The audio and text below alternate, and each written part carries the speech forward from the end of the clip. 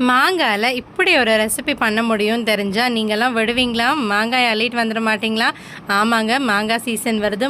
மூட்டையாக மாங்காய் வாங்கிட்டு வந்தாலும் சூப்பராக அந்த டிஷ் செஞ்சு அசைத்திடலாம். ஸோ எங்கள் ஆயா ஸ்டைலில் ஒரு மாங்காய் பச்சடி தான் இன்றைக்கி நம்ம பார்க்க போகிறோம். சரி வாங்க வீடியோக்குள்ளே போகலாம்.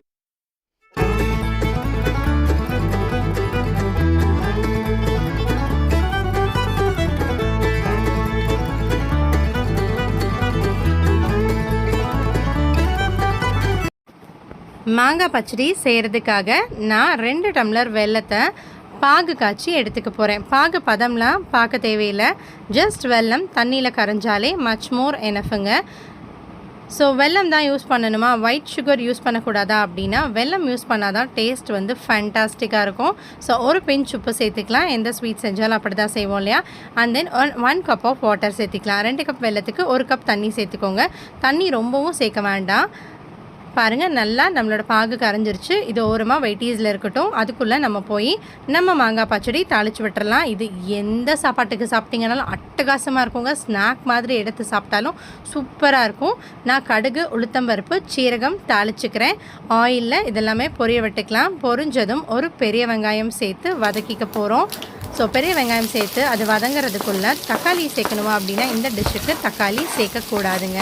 ஸோ காரத்துக்கு பச்சை மிளகாய், புளிப்புக்கு மாங்காய், அண்ட் தென் உப்பு ஒரு பிஞ்ச் சேர்த்துருக்கோம் இல்லையா, இனிப்புக்கு வெல்லம். ஸோ எல்லா டேஸ்ட்டும் 4 சுவை, அறுசுவையில் 4 சுவை இதில் இருக்குங்க. அவ்வளோ அட்டகாசமாக இருக்கும். தயிர் சாதத்துக்கு வச்சு சாப்பிட்டீங்கன்னு வைங்களேன், அப்படியே மயங்கி போயிடுவாங்கங்க. ஸோ பாருங்கள், நான் வெங்காயம் நல்லா வதங்கினதுமே ஒரு கொத்து கருவேப்பிலை சேர்த்து நல்லா வதக்கி கொடுத்துக்கிறேன். அதுக்கப்புறம் ஃப்ரெஷ்ஷாக நான் தோல் சீவி கழுவி வச்சுருக்கேன். மாங்காய் தோல் சீவும் போது டேஸ்ட் இன்னுமே நல்லாயிருக்கும். கொட்டைகளுமே நம்ம சேர்த்துக்கலாம். தோலை சீவிட்டு இந்த அளவுக்கு பெரிய துண்டுகளாக நீங்கள் சேர்த்துக்கோங்க. இது நல்லா சேர்த்துட்டு நல்லா கிளறி கொடுத்துக்க போகிறோம். ரொம்பவே சிம்பிளான டிஷ்ஷுங்க இது. இப்போ நம்ம தேவையான உப்பு சேர்த்துக்கலாம். அது கூடவே மஞ்சள் தூள் கொஞ்சமாக சேர்த்துக்கலாம். சேர்த்து நல்லா கலந்து விட்டுக்கலாம். உருண்டை மாங்காய் கிடச்சிது அப்படின்னா டேஸ்ட்டு சூப்பராக இருக்குங்க. இல்லை கிளிமூக்கு மாங்காய் தான் கிடச்சிது அப்படின்னா அதுலேயும் கூட நம்ம செய்யலாம். பழமாக இருக்கக்கூடாதுங்க, காயாக இருக்கணும். அப்போ தான் வந்து உங்களோட ரியல் டேஸ்ட் வந்து உங்களுக்கு கிடைக்கும். நல்லா பாருங்கள், இந்த மாதிரி கிளறி கொடுத்துட்டு மூடி வச்சுக்கோங்க. மூடி வச்சு ஒரு 5 மினிட்ஸ் கழித்து கிளறி கொடுத்துக்கலாம். அதே மாதிரி அகெயின் மூடி வச்சுட்டு ஒரு 5 மினிட்ஸ் கொடுத்து பாருங்கள், மாங்காய் நல்லா வெந்திருக்கிறது உங்களுக்கு தெரியுது இல்லையா. இந்த ஸ்டேஜில் நம்ம வெயிட்டீஸில் வச்சுருந்தோம் இல்லையா பாகு, அதை எடுத்து நம்ம மாங்காய் பச்சடி கூட சேர்த்துக்கலாம். சேர்த்து நல்லா கலந்து கொடுத்துக்கலாம். பாகும் மாங்காயும் சேர்ந்து நல்லா திக்கனாகி வந்துடுங்க. ரொம்ப பேஸ்ட் மாதிரி ஆக வேண்டாம். கொஞ்சம் தண்ணியாக இருக்க ஸ்டேஜ்லேயே நம்ம ஆஃப் பண்ணிட்டோன்னா போதும், அதுவே தானாக இறுகிக்கும். ஸோ அவ்வளோ டேஸ்டான ஒரு டிஷ்ஷுங்க. கண்டிப்பாக அதை ட்ரை பண்ண மறக்காதீங்க. விசில் வைப்பாங்க சில பேர், பட் அது வந்து பசை மாதிரி ஆயிரும், மேங்கோ ஜாம் மாதிரி. பட் நீங்கள் ஜாம் மாதிரி ப்ரிப்பேர் பண்ணுறீங்க அப்படின்னா கொட்டை சேர்க்காம பச்சை மிளகாய் வந்து மிக்சியில் அரைச்சி போட்டுட்டு இதே மாதிரி நீங்கள் செஞ்சிங்கன்னா அது மேங்கோ ஜாமுங்க. ஸோ செம்மையாக இருக்கும் டேஸ்ட்டு. பாருங்களேன், அந்த சாப்பிடும் போது அந்த சூவியான மேங்கோஸும் உங்களுக்கு வரும். அதே மாதிரி நல்லா அந்த வெந்து குழஞ்சிருக்கு இல்லையா பேஸ்ட் மாதிரி, அந்த டேஸ்ட்டும் அல்டிமேட்டாக இருக்குங்க. நான் கேரண்டி டேஸ்ட்டுக்கு.